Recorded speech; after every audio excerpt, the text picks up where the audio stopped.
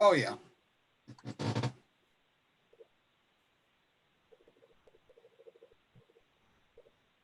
Rick, are you recording your classes today?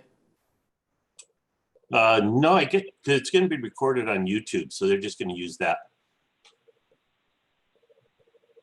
You mind if we do? Just for our own use? I'm not sure with this many people in there if it's going to cause an issue with the bandwidth or not.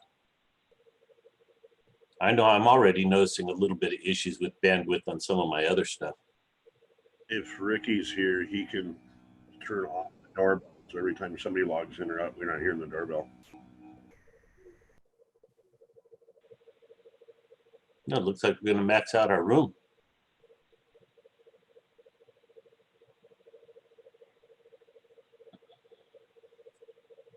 Is this a 100 or a 300? I think this is a 100. Yeah, this is currently a 100 room. It is streaming to the YouTube channel currently.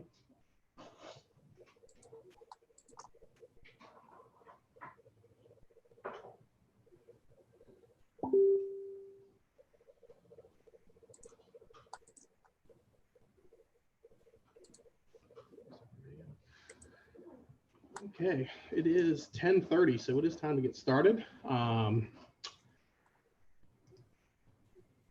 get you going here. So I am Ricky Cloutier. I am your host for this meeting. If you have any questions, please put them in the chat window and we'll try to answer them at the end.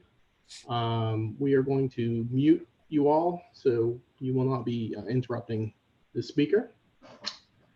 And he has about 50 minutes and then we will be concluding going to prizes at the end. And if you have any questions, it'll be like 5 minutes for that after. The room is maxed out at 100 currently, so everything has been pushed over to YouTube. So if you're not able to get into this room, you should be able to watch it on YouTube. So, hey Ricky, real quick, there's about 10 people that still haven't changed their names and put the VCS IDs in. So you guys should. I was going to go to that next. I was going to look at that real quick. Okay, sorry, didn't know that you were going to do that. Yep, and actually, I got to make you a co-host too. Yeah, so there's a pile of people at the bottom that really need to add your number. You should be able to do that. The room allows you to change your name. So we need your number at the end, at the beginning of your name.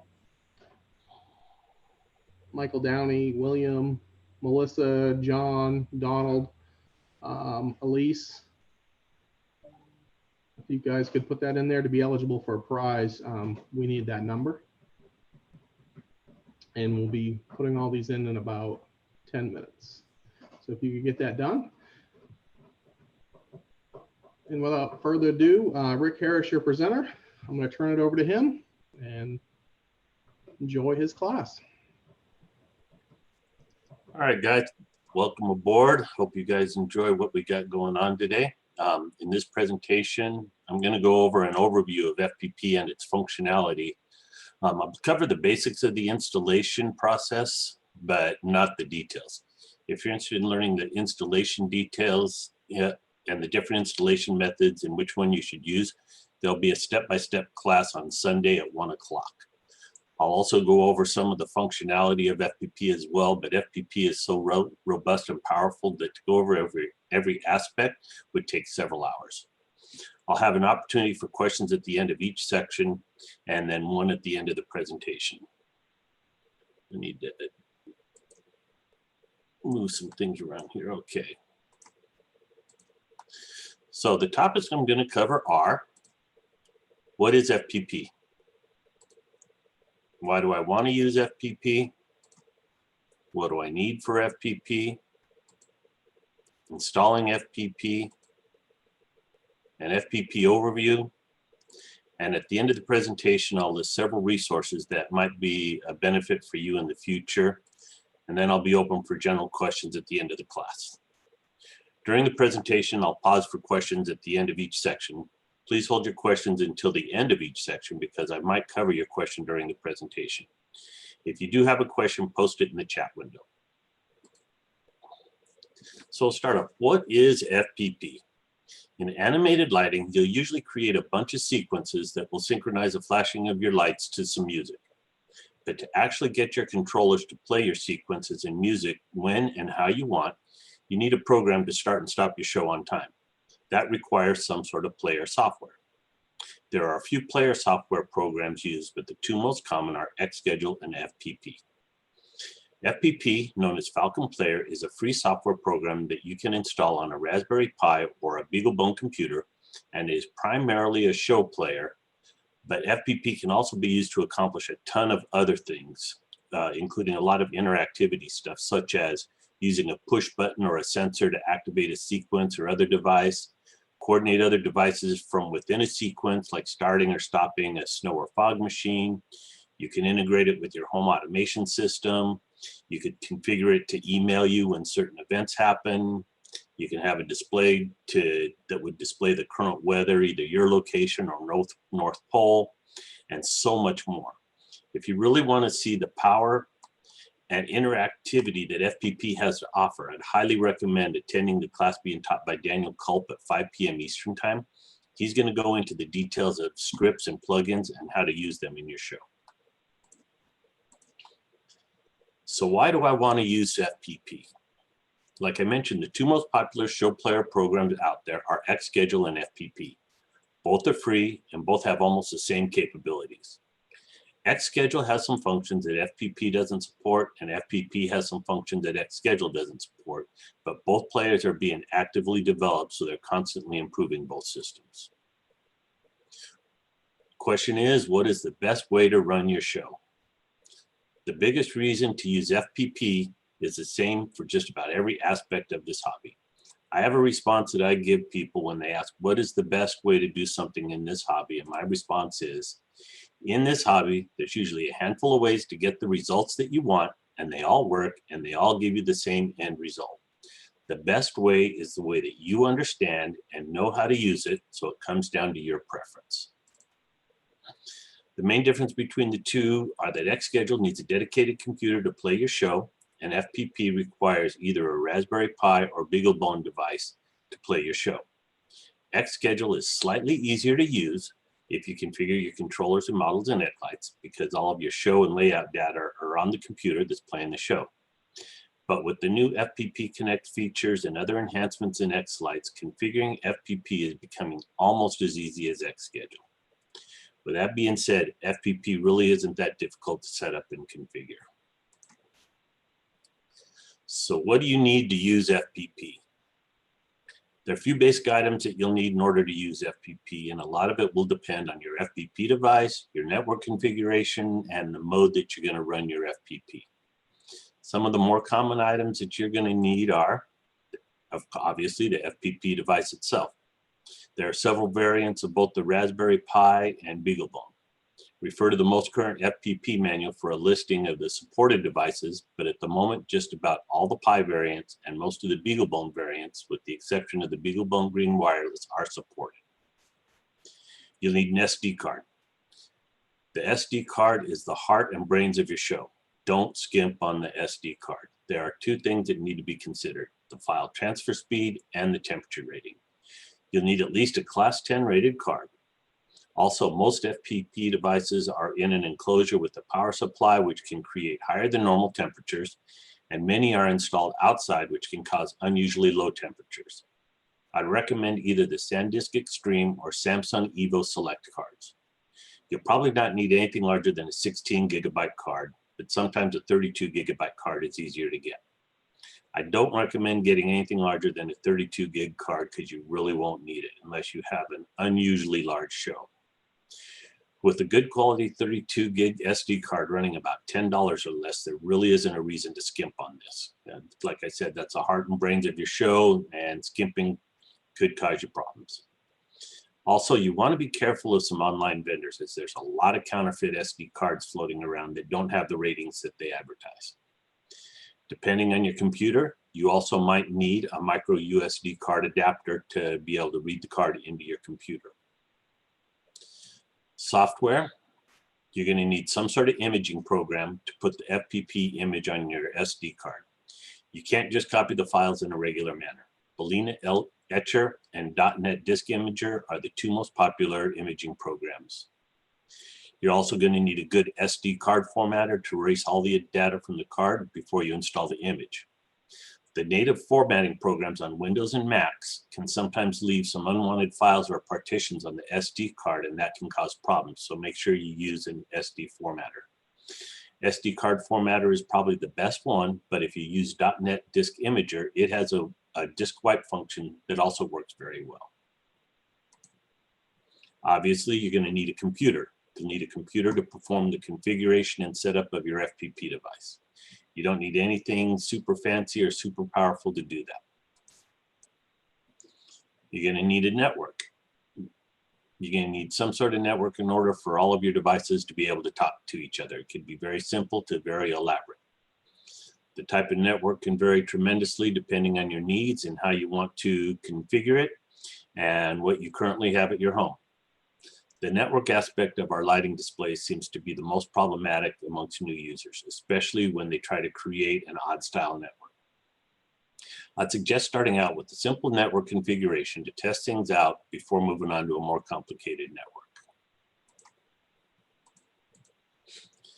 Miscellaneous items. Depending on your FPP device, the installation method you're going to use, and your network configuration and show design, there are several other miscellaneous items that you might need. For a more detailed explanation and breakdown of these items, look in the FPP manual. Some of the more common items you might need would be a power supply. This could be as simple as a wall wart, a dedicated 5 or 12 volt power supply, or a USB cable connected to your computer, just to name a few. Just make sure that whatever supply you get has enough power for your usage. Take into account the pixels and everything else that it's going to be powering. Wires and or cables. You'll need a way to connect your power supply to your FPP device and from your FPP device to your pixels. Not all of the devices use the same connection method to supply power. Some use a micro USB, some a mini USB, some even have a terminal block. It all depends on your FPP device. You might need an Ethernet cable. If you're going to use a wired type of network, you'll need Ethernet cables. Cat5 is usually sufficient for what we do. If you're going to use Ethernet cables, you'll probably want to invest in an RJ45 crimp tool and connectors to make your own cables. A Wi-Fi USB adapter. If you're using an FPP device that doesn't have onboard Wi-Fi transceiver and you're going to use Wi-Fi communication, then you're going to need a Wi-Fi USB adapter. Some of the devices that do not have onboard Wi-Fi transceivers are the Raspberry Pi Zero. There is a wireless version of the Zero, or the Pocket Beagle and any of the non-wireless versions of the BeagleBone.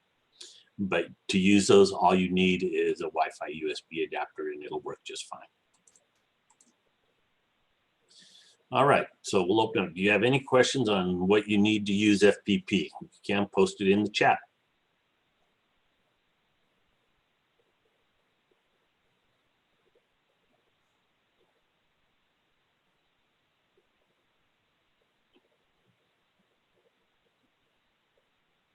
Okay, looks like that went well, I hope. Yeah, the name of the imaging software, and I'll put a link at the end, is Balena Etcher, B-A-L-E-N-A, or .NET Disk Imager. Yes, you can set up FPP on a virtual machine. The developers do that all the time, and so it is possible. And they actually have some things set up to make it easier.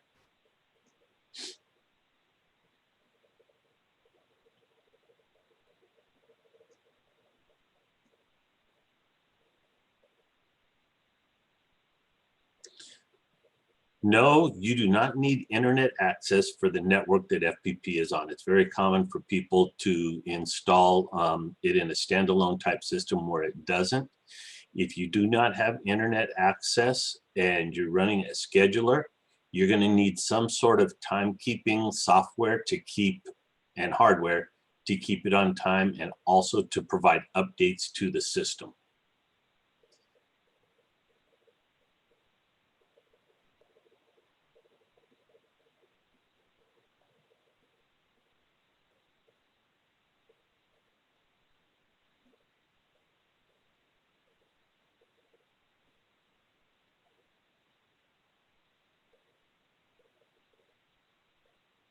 There really isn't any benefits to one platform over the other. It's really about personal preference. The BeagleBones are a little bit more powerful as far as outputting pixel data, but if you're not using anything like a P5 or P10 panel, you're not really going to realize that benefit. So there really isn't much benefit. It comes down to personal preference. I don't believe you can use BeagleBone for video output though. That's correct. So if you want to do videos, like pushing to a projector or to a large screen TV, you need to use a Pi for that. Thanks, Pat. Yep. Yeah, and the RTC and the Falcon Pi Hat will serve the timekeeping function.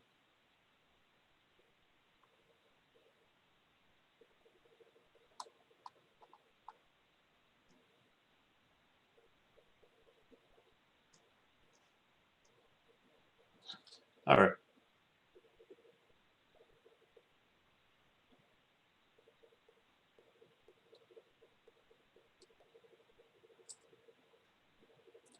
So someone posted a question about the Pi and poor audio quality for built-in audio. A lot of people experience not stellar audio quality directly using the Pi audio. You can install a sound blaster onto that to get the sound quality, and you will have to do that on the BeagleBones if you're going to use those for outputting. Someone says if you sync your time once a day with time server, will it keep close time for that day? It'll keep fairly close time, but depending on temperature and everything else, the timing chips in the interfaces we use do have a tendency to drift, so it could be fairly close.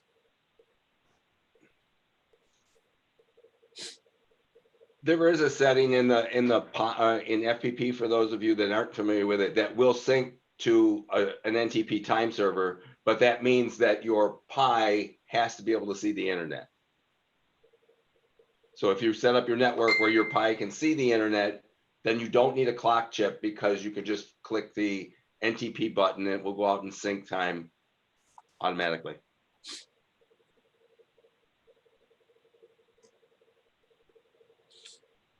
All right, so we'll go on to the installation of FPP. The installation of FPP is fairly straightforward, and I'm only going to cover the basics of the installation process. If you want a detailed installation instructions, tomorrow at 1 o'clock Eastern, I'll be conducting a step-by-step installation and configuring your FPP controller, and you can follow along and install FPP on your device with the class. If you want to follow along with your installation, you'll need to have some essential items ready for the class, and there's a link to that in the class schedule. To install FPP, there's a few things that you need to consider before you start your installation. There are 3 basic methods of installing FPP. They all give the same results, and which method you use will depend on a few factors. Some of those factors are what FPP device you're using and what your network configuration is. To install FPP, you do not need to connect an external monitor or keyboard to your FPP device.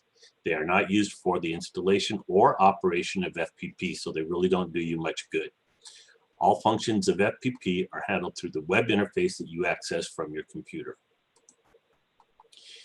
In order to prepare for your FPP installation, the first thing that you need to do is identify the specifics of your current network. You'll need to know what the IP address is on your router. You can get this by going to a command prompt on your computer and typing in ipconfig for Windows-based systems or ifconfig for Macs. It will usually be listed as the default gateway for one of your network devices. Some of the more common ones are 192.168.0.1 and 192.168.1.1. Then you'll need to decide how you're going to incorporate your devices into your network. Like I mentioned before, the networking aspect of our hobby tends to be the most troublesome for new users, and I suggest you use the simplest method before moving on to the more advanced methods. Then you'll need to download and install the appropriate image for your FPP device. You can't just copy the files. Like I mentioned, you have to use an imaging program. The recommended programs are Balena Etcher and .NET Disk Imager. So for the installation, there's 4 basic steps in the installation of FPP. The actual installation of the software, then you expand the SD card, then you configure your network settings, and then there's a few other minor initial settings that you need, like setting up your timekeeping methods. So now we're going to get into networking. There's 4 basic types of networking configurations used in our hobbies. You can use a combination of these, and it can become quite complex. The simplest one to incorporate is what's called a wired on home network method. This is where you connect your FPP devices and your controllers directly to your router. This configuration has some potential pitfalls. One, depending on your network and the connected devices, your show might exhibit some lag. But most of the smaller displays, this probably won't be an issue. 2, you might not have enough ports on your router to connect all of your devices, but this can easily be remedied just by adding a switch and routing everything through that. For most cases, an unmanaged 10100 switch will work, but larger displays might need a faster switch. This is a fairly simple addition to add, but it does not alleviate the network traffic if you have a large show or your network can't handle the network traffic it is processing. Next common method is a wired network with separate show network, and this is a fairly common network configuration and probably one of the more popular. This type of network is where the show network components are all wired together and an FPP device is used to bridge the network communication between your home network and your show network using Wi-Fi. All of your show traffic is on its own network, so it doesn't interfere with your home network traffic. And with the FPP device bridging the 2 networks, your show devices can access the internet for such things as updates and keeping accurate time. If you only have 1 controller, then you won't need a switch. Wireless. There's really 2 types of wireless networks that you can configure. The first one is essentially the same as the others, except that instead of an Ethernet cable transmitting the data, you would configure your wireless interface to transmit the data. This really isn't recommended because it doesn't take much to cause data congestion in your network over a Wi-Fi. The second one is the master remote method of a wireless network. In this configuration, the master does not send out the complete sequence data. Instead, it sends out relatively small sync packages that basically tell the remotes what sequence they should be playing and what frame in that sequence it is on. There's far more info in the sync packets as well, but that's basically the basics of it. The network traffic is very minimal in this configuration, even for huge shows. This method works very well as long as you have a good Wi-Fi signal, and it's great for larger widespread shows. With this configuration, you don't need data cables running all over the place, and this method does require an FPP device to be at each remote location, and each remote will need a copy of the sequences. With the FPP Connect feature in X-Lights, it's a fairly simple process to keep your master and remotes all up to date. These are the basic network types, and it's very common to combine different types of networking together, but that's more advanced, and I'm not going to go into the advanced methods. So, are there any questions on the preparation?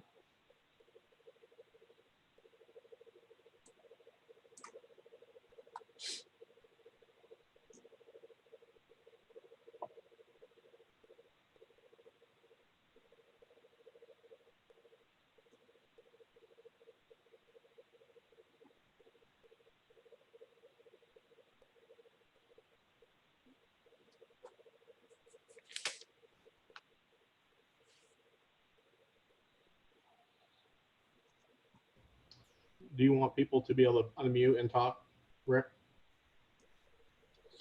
Yeah, we probably could do that. In regards to the external versus kernel for Wi-Fi, it's usually best to keep the default unless you're using some unusual type Wi-Fi USB, but usually the default will work the best.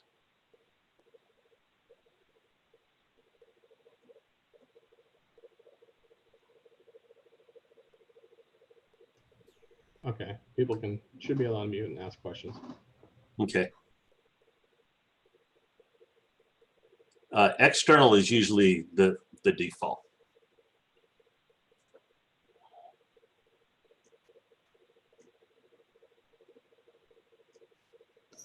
Let's find mommy. Gotta look through the fence. Look right here.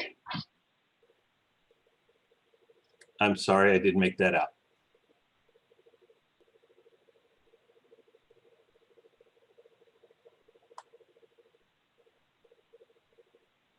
It was someone talking to their child.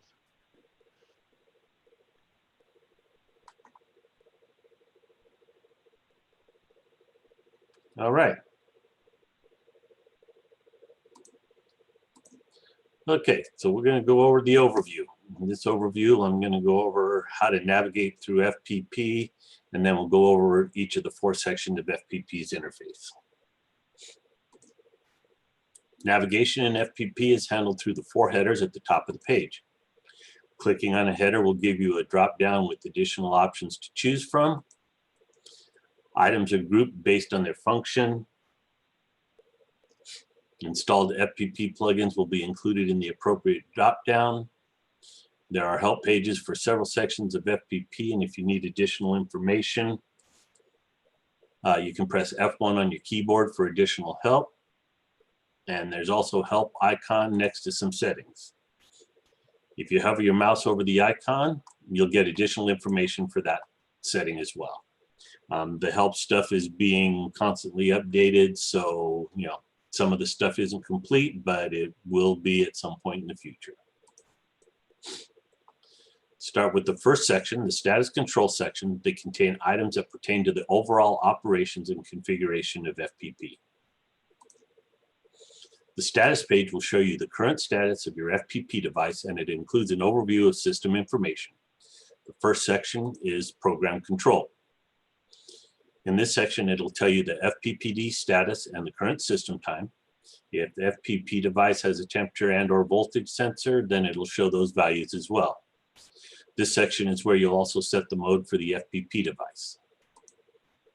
The next section is the scheduler status, and it will show you if a scheduled playlist is playing, when it started, what time it is scheduled to end, and the end strategy, and also when the next scheduled playlist is scheduled to start. You also have the option to extend or shorten the end time of a currently playing schedule by using a positive or negative value. Then you have the player status, which will show the individual song playing, how long it has been playing, and how much time is left for that song.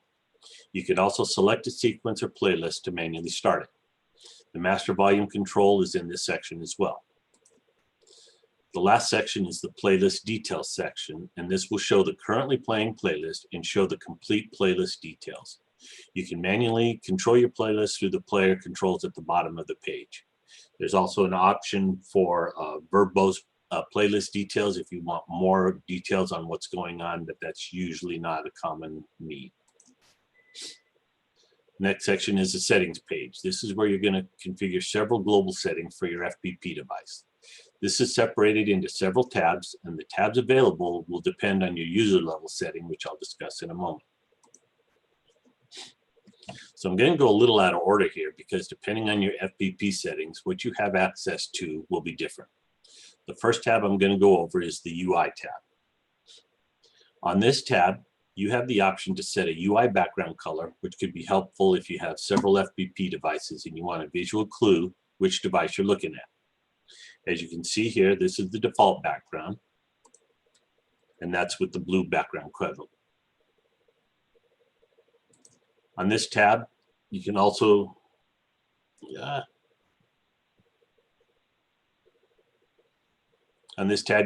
change the user interface level.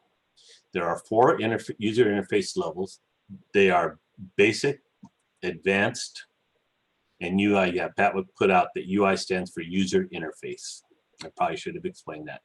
So there are 4 user interface levels, and they're basic, advanced, experimental, and developer. The user interface level is designed so that you only have the options that you normally need, and so that you don't accidentally change some settings that could be catastrophic to your show. Each user level will display the options of a lower user level. The basic setting will give you access to what 90% of users will need to configure and run your show. So unless you're doing something fancy, the basic level will probably be the best setting to use. The advanced level will give you additional access to settings or features that are not commonly used in most configurations, and changing those settings requires some advanced knowledge of FPP because making changes to these settings might impact the functionality of your FPP device. The experimental level is used for testing new functionality or settings that haven't been thoroughly tested yet, but it's being made available so that the more adventurous users can test without creating a completely different image to install. That way the developers can get more feedback and fix any bugs before it is released to the basic or advanced level of the UI. The developer level will give you access to all of the settings in FPP, but there are many settings in the developer level that if they are not set correctly can cause catastrophic results with your FPP. So tread lightly if you make changes while you're in the developer level interface. In this presentation, I'm not going to go over any experimental or developer level settings. You can also configure your FPP device to require a password to access the FPP webpage or user interface.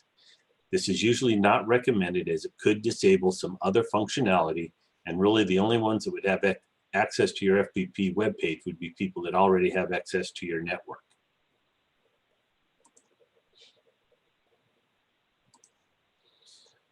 The playback settings. The playback settings is used to configure some settings that affect how the sequences are played. The first one is blank between sequences.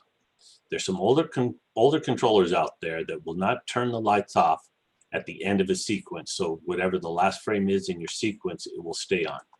If you have one of those controllers, then you can select the setting.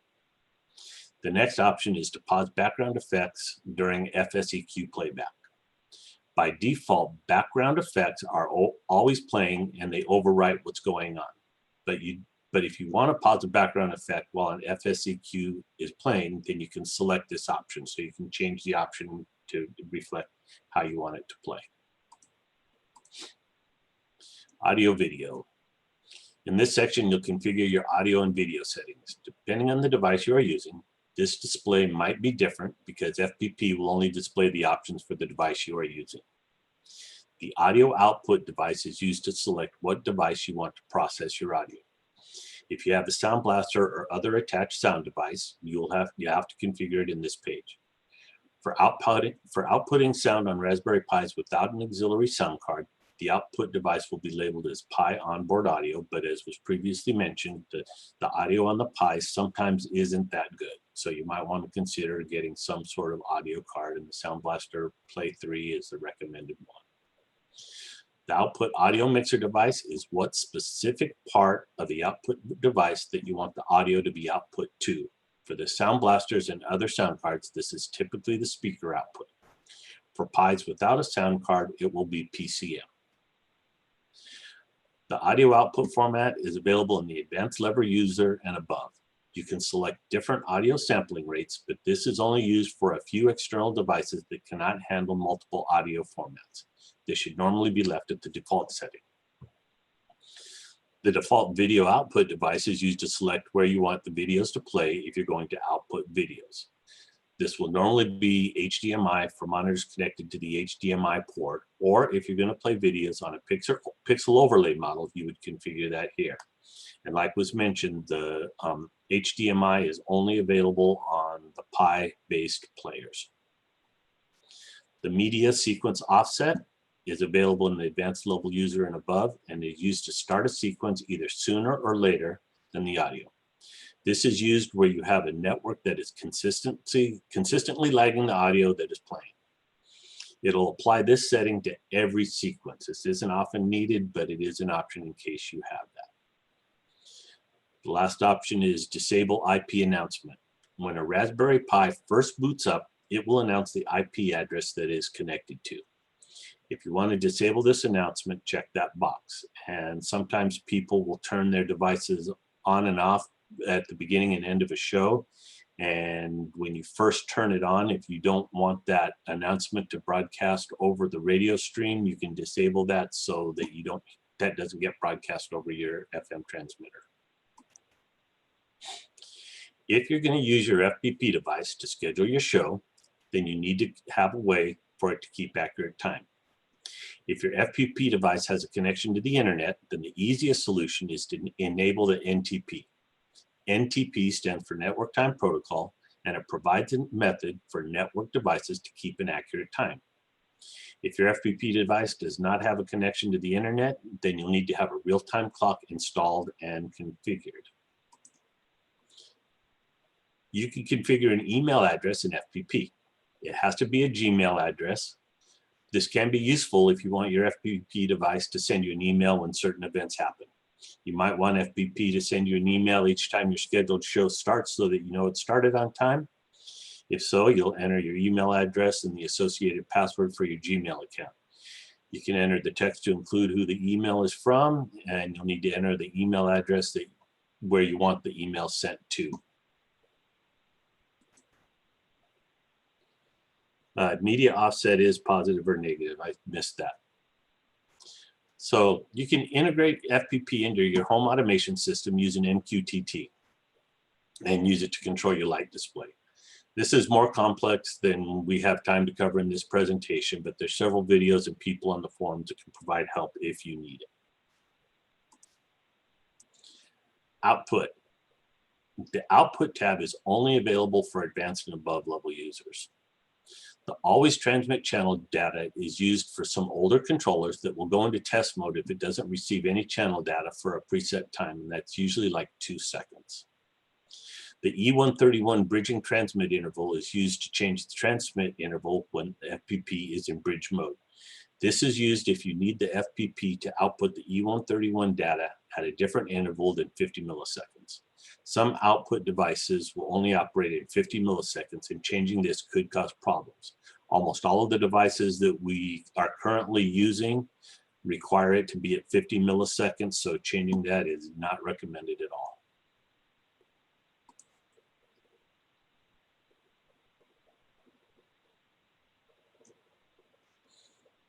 Yeah, and as mentioned about the FPP remotes,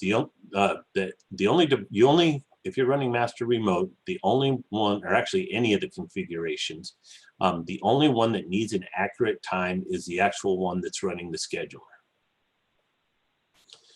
So logging. FPP has several system logs to help in troubleshooting. You should keep the default settings and only change the settings here if you're having problems and one of the developers asks you to change it, or if you're an advanced user and know how to read the logs. The logs can be very confusing. This is a sample of what one of the log looks like, and you can see it looks a lot like gibberish to most people.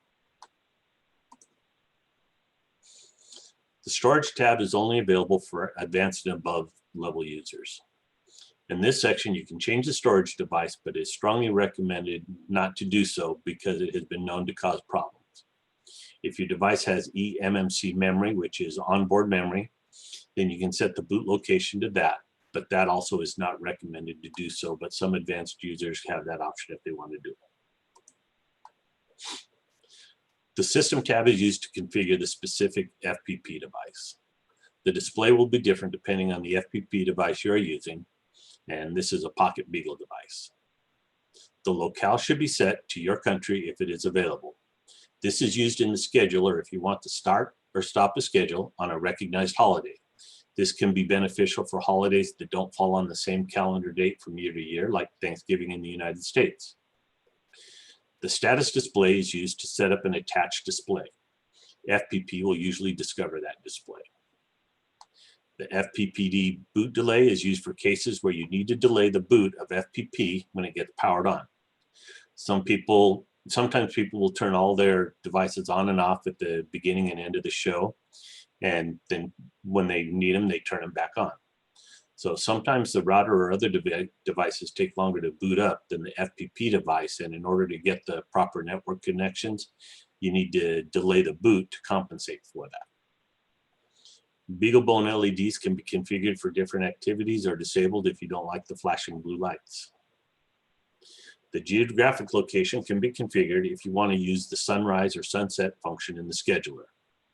You'll need to configure this for your location. Normally you can click on the lookup location, but depending on your network, it might return an incorrect location. So verify that if you're going to use that. The next section is in the status control tab is the network section. This section is where you configure your network settings. You'll need to configure all of the interfaces you're going to use. The WLAN 0 interface is the Wi-Fi interface, and the ETH0 interface is the Ethernet interface. It is important that all areas of the network settings are configured correctly. There is a networking class at 6:30 p.m. Eastern, and I'll go into a little more detail in the FPP installation and configuration class tomorrow at 1 p.m. Eastern. The multi-sync page is used primarily for configuring devices for a master remote configuration. The master remote configuration is sometimes confused with other configurations that are actually outputting E131 data. The master remote is a very efficient method for managing widespread or large displays. There are a few features in multi-sync that can be beneficial to people that are not using multi-sync. The first one is that you can see all of your FPP devices that are connected to your network, what version of FPP they are running, the mode they are set to, and the current status, which could be helpful in troubleshooting. It can also be used to get the IP address for an FPP device that is set to DHCP without having to log into your router. Second feature is that if you go to the advanced view, you can manage several aspects of your FPP system from the one interface. You can see if any of your FPP devices need updating and even update the selected FPP devices from the screen without having to open each device and updating them individually. You can also copy files from this device to any of the other devices. The FPP backup section is a great tool for backup and restoring your FPP systems. There are two types of backups. The first one is the JSON configuration backup, and this will only back up the configuration of FPP, things like network settings, channel outputs, inputs, events, playlists, etc., and you save those on your computer. This does not back up your media files, sequences, or anything like that. The file copy backup allows you to copy essentially everything on the device except the operating system itself. A nice feature is that you can copy the files and configuration to another FPP device in your network and restore it from there. You can also save your backups to a USB drive as well, so you can have one USB drive and have all of your devices backed up on that drive. If you have devices that are on different subnets, such as a show network, you have to provide some method to bridge the networks. There are a few ways this can be done. You can create a static route in either your router or computer, or you can define a proxy host. A proxy host is a device that is connected to both networks, and by configuring the proxy host, you can access the device on the other subnet from other devices in your network. And this will be covered more in either the network settings or in the FPP installation class on Sunday. In FPP, you can create events. An event is used to trigger some action based on external input or actions. Some common uses for events could be to trigger a projector to turn on, to display a video and then turn off from within a sequence, or starting a certain sequence when someone pushes a button, or if they step on a pad. There's dozens of event actions that can be created, and Dan Culp's going to be having a class later on today. It's going to go into a lot of detail on scripts and plugins, and that'll be a lot of good information on interactivity using your FPP device with external events and actions. Just let you know, Rick, you only have 10 minutes left. What's that? You only have 10 minutes left. Okay, thanks. So effects are commonly used when you want just one model, group of models run independently of your main show, something like a motion sensor, display a message on your matrix. Display testing can be used to test your display for troubleshooting. You can test your entire display or just certain models. In order to test certain models, you need to have the model defined in the pixel overlay model section. You can manually enter this using the channel numbers displayed in Xlights, or you can upload the models from FPP to connect. There's also a tab to test your sequences if you need to check timing or other issues. Any questions on the status control section? And I'm the presenter in the next class, so if we go a little bit over, I'll already be there. Yeah, I just got to do prizes at the end of this one. That's all. So, no, thanks for the heads up. So it keeps me on time.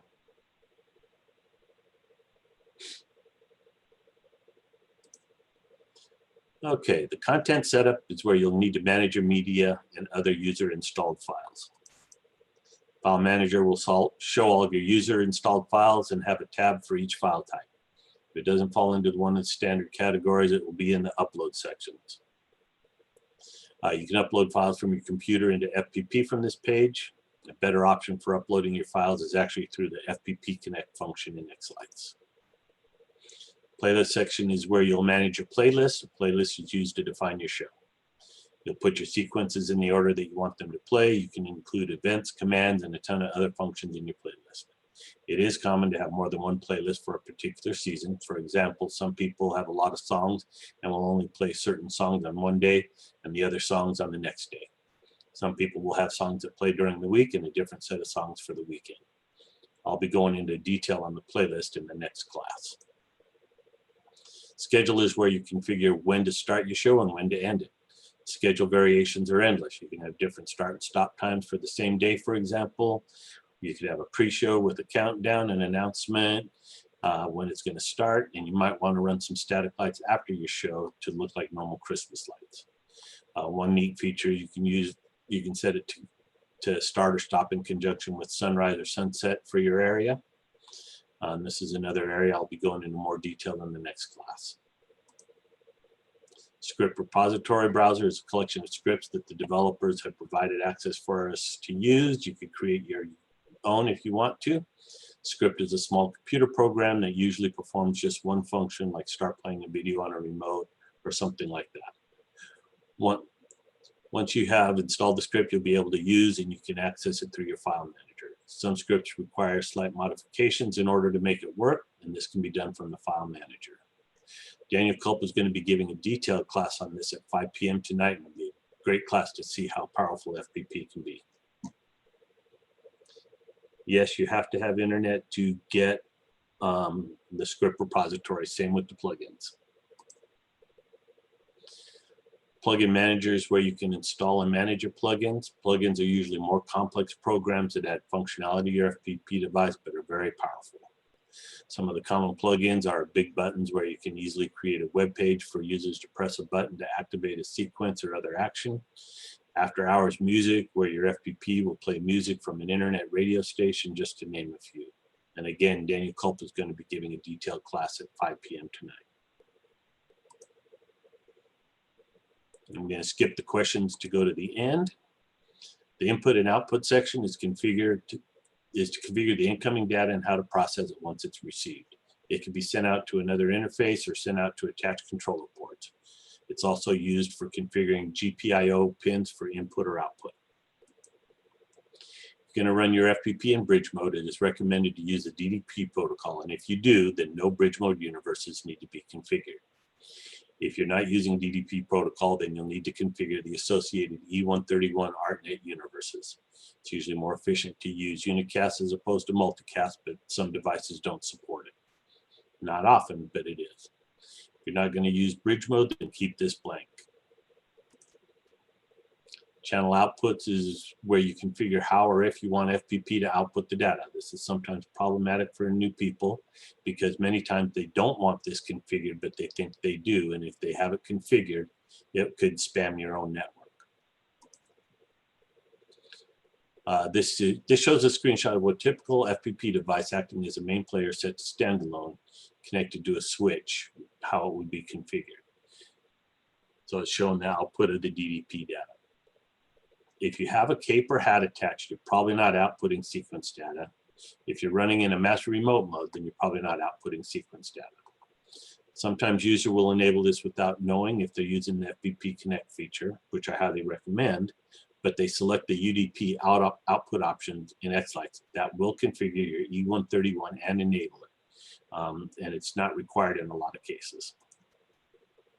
If you're using a Pi cap or wanting pixels directly to a Pi, you configure your pixel string outputs on this page. Make sure you have them enabled. What closer we get? Almost. If you're using a Culp Lights controller or other BeagleBone-based controller, then you configure your string ports on this page.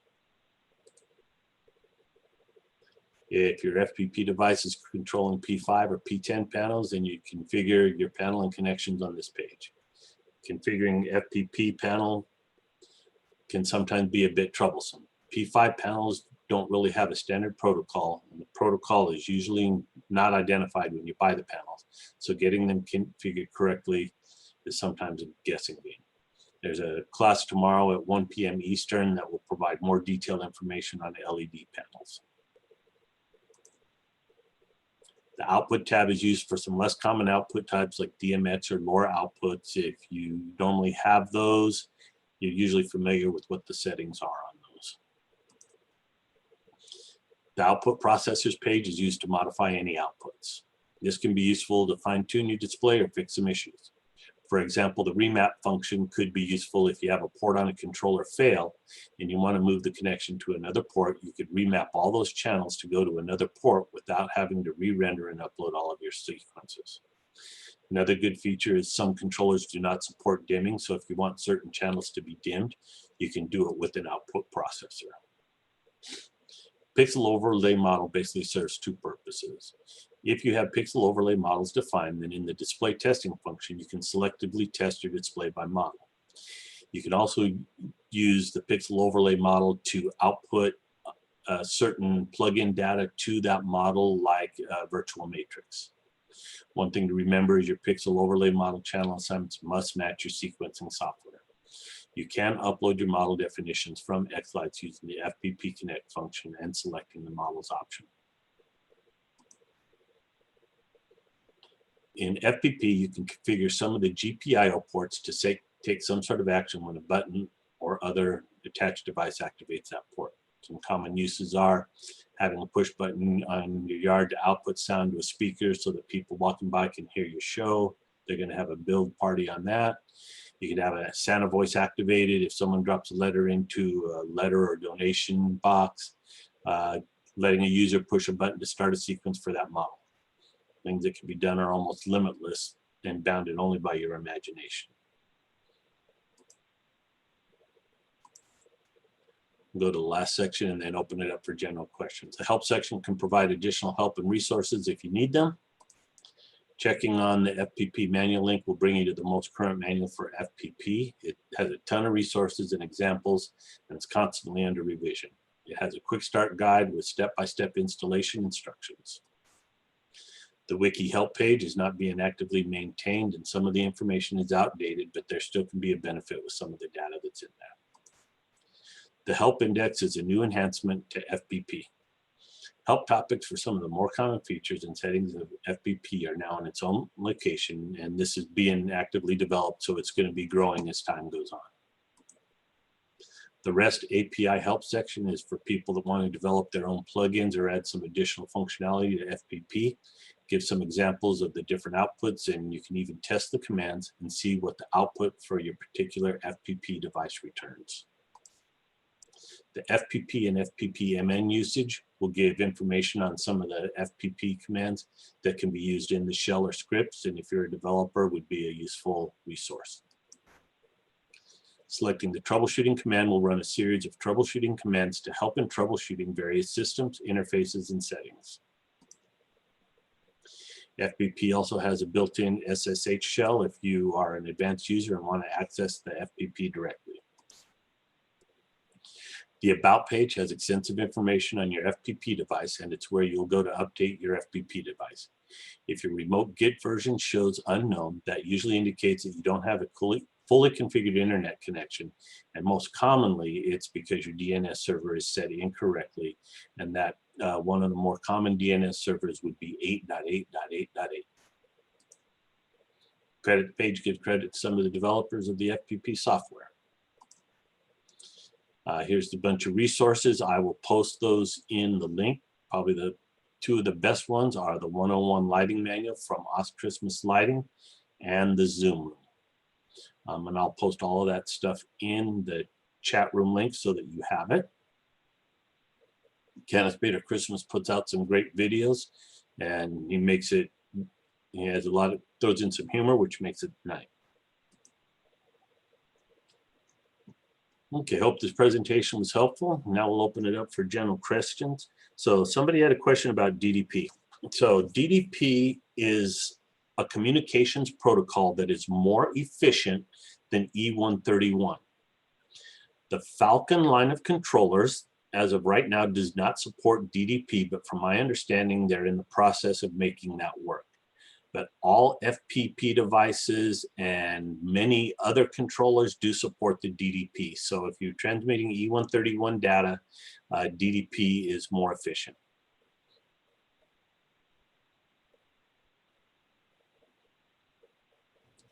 I think Craig Stolen has his hand up. Okay, what's up, Craig?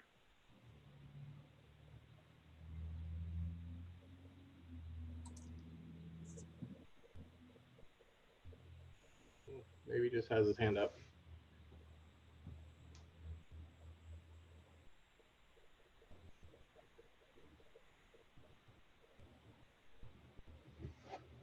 Does he have a mic?